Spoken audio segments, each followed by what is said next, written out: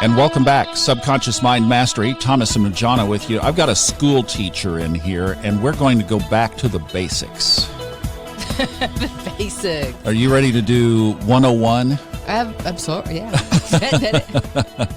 Let's do manifesting, keeping our thoughts straight, doing this work, and let's go back to basics, because I think sometimes in all the chaos of everything going around us and the noise and everything, that we can get away from just the basics. And the basics that I wanted to go back to comes from The Secret Science of Getting Rich, published in the ripe old year of 1910 by Wallace D. Waddles. There is nothing new in the universe. Would you still have me if my name was Waddles? Yeah. Yes. Oh, goodness. So the reason I wanted to go back to this is because I just think in the way that so many things are unfolding, and even as we are releasing this podcast, the daily news of the coronavirus spreading around the world is just getting worse and worse every day. And there are so many other things, too, that are just affecting our lives. And like I said, from my astrological perspective, I see a direct correlation to all of this and this Saturn Pluto conjunction that we've been talking about off and on through here. But here's the bottom line. When we go back to the basics, how we think determines our outcomes.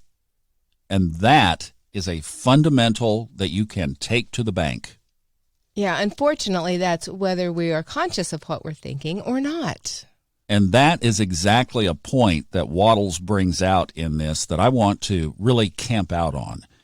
So if you're not familiar with the book, if you've never read it, the book is called The Science of Getting Rich. It was published about, 25 years before Napoleon Hill wrote Think and Grow Rich. So this was definitely in the space when Napoleon Hill was doing his research that became Think and Grow Rich.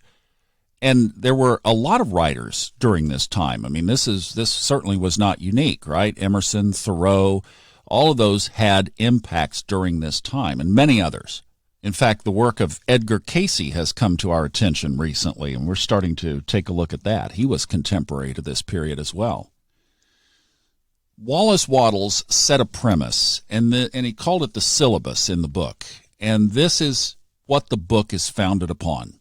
He said, there is a thinking stuff from which all things are made. Now, there's a good word for the universe. Stuff.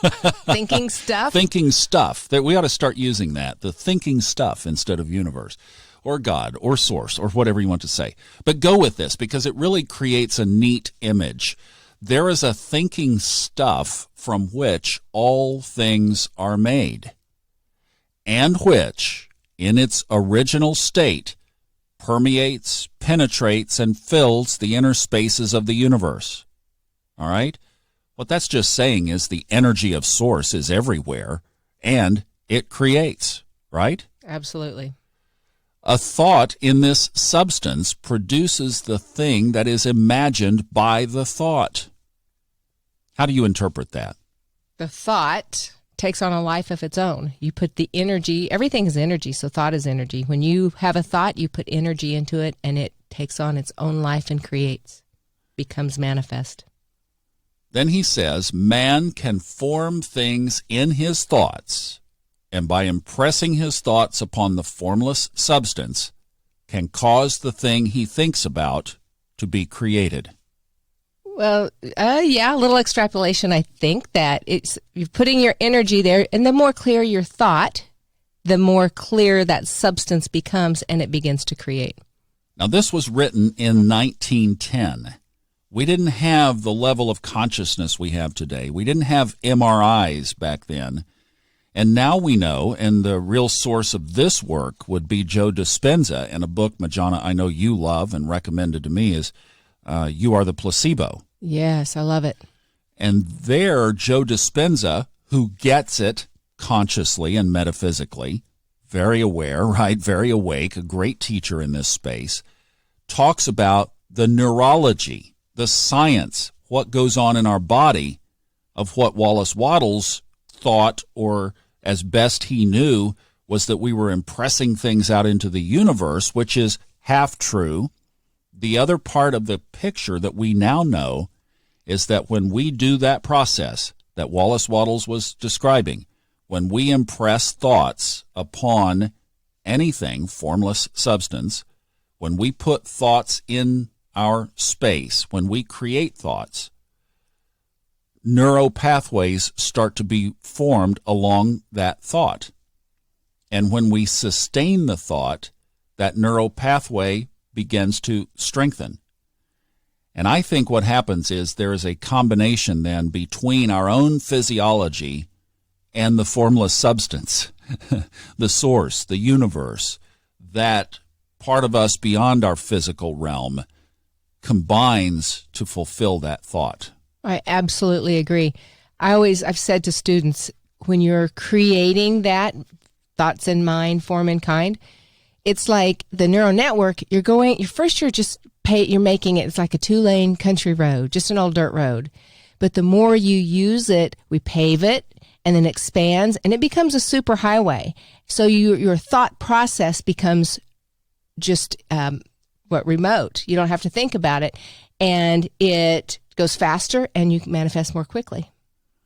So let's go to chapter 4 of The Science of Getting Rich, and let's just emphasize this and really get it locked into our minds. I think this is going to help you so much as we navigate these times.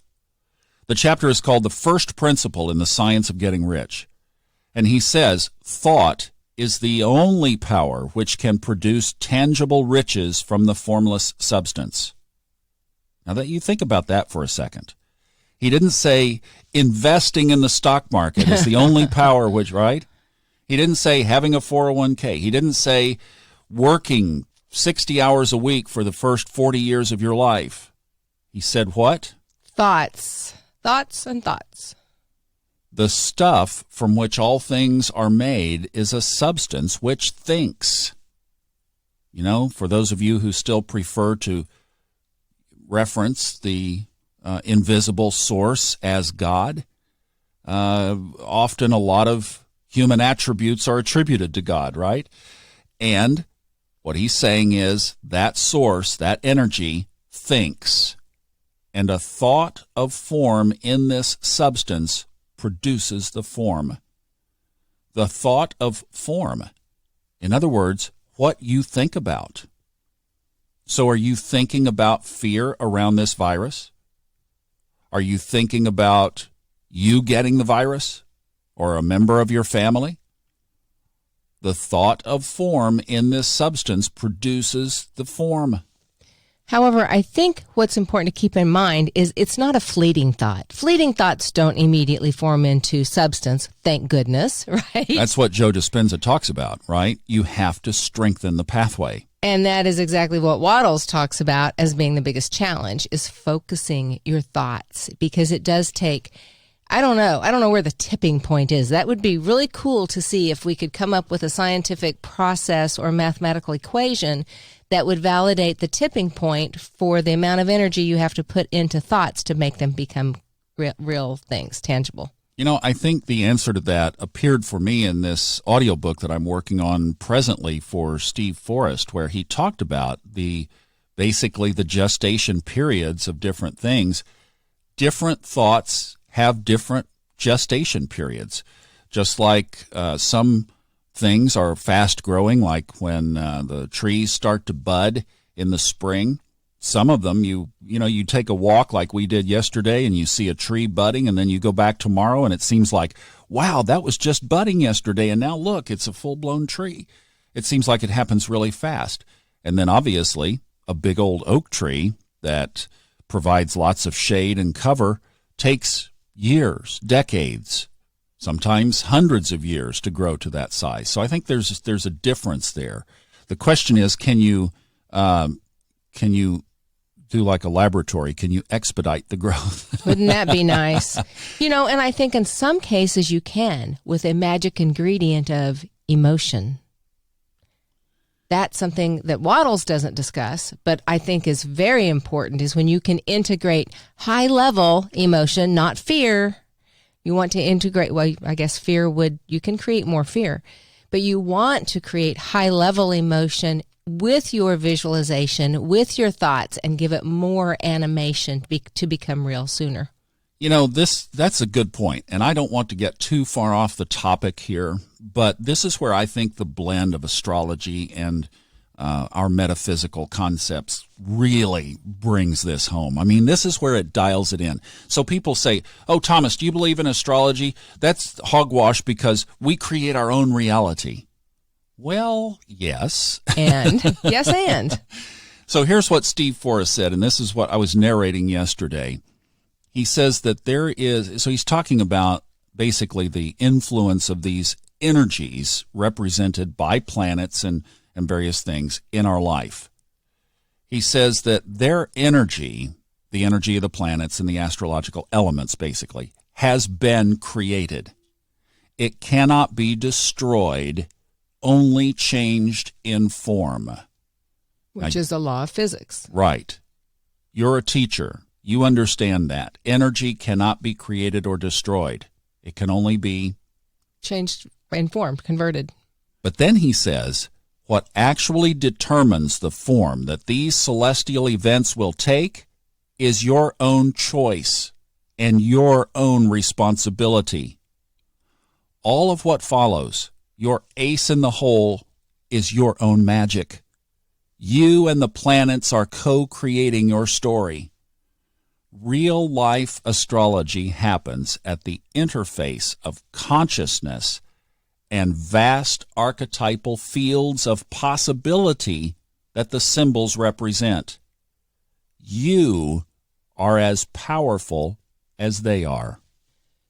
Oh, I love that. That's so powerful. Love that. And you know what? The most important word out of that whole section that jumped out at me was responsibility. Because we do have that responsibility. You can't just say, gosh, I wish I had, and then think, well, I thought about it. Why is it not manifesting? And Waddles talks about that, the focused thought. It's training your mind.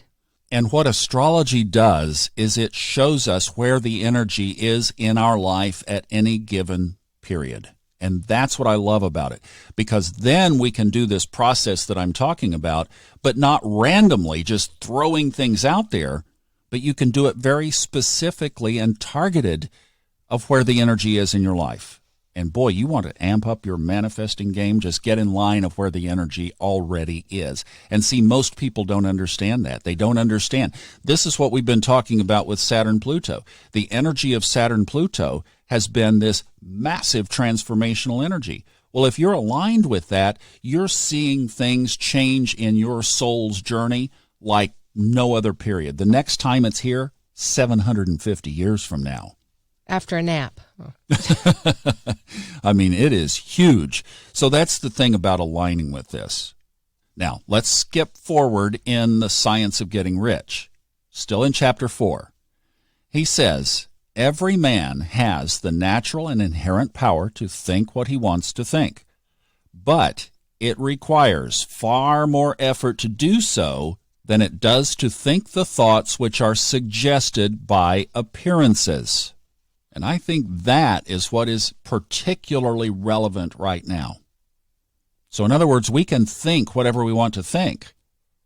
But the challenge is it being suggested by our outside world? Mm-hmm.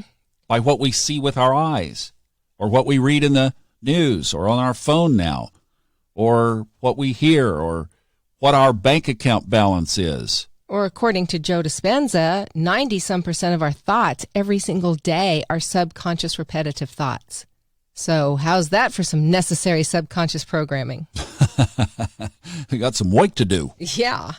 Wallace continues, to think according to appearances is easy, right? Yeah, it's easy to be judgmental. It's hot today. I don't have any money in the bank. I can't buy a date. I don't feel good. I weigh too much. My face is too thick. It's too thin, right? Anything, right? It's so easy. Or, goodness, the coronavirus is in California now, and I live in California, whatever.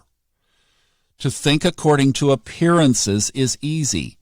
To think truth regardless of appearances is laborious. and requires the expenditure of more power than any other work man is called upon to perform. Yes. So this is, I always think humor, some lightheartedness helps with the heavy concentration. And some of these topics are heavy, and they need to be very thought-provoking, and we need to focus our thoughts and energy. But to me, when I hear somebody going on about negativity or complaining about anything, what happens is I mentally, by choice, sort of clear that screen, and now I go to the Peanuts cartoon, and it's like that teacher or a parent in the background, wah, wah, wah, wah. Because I don't want to hear it. I don't want it to influence my energy. So they can wah, wah, and I think it's funny then, and I can go about my business. Hey, that's a really good pattern interrupt. No doubt. That's a great pattern interrupt. Waddles says, this is the last point from the book, there is no labor from which most people shrink as they do from that of sustained and consecutive thought. It is the hardest work in the world. Mm-hmm. This is especially true when truth, or that which you are creating, is contrary to appearances. Okay, confession. So I try to journal at night and write statements, affirmations, intentions. And then in the morning, first thing when I wake up, I don't write them again, but I go over them mentally. Do you know how many times I had to start that process over this morning? Because appearances were way stronger than my mental aptitude first thing. Exactly. And that's why I wanted to do this episode, because I think we're all being faced and challenged with that right now.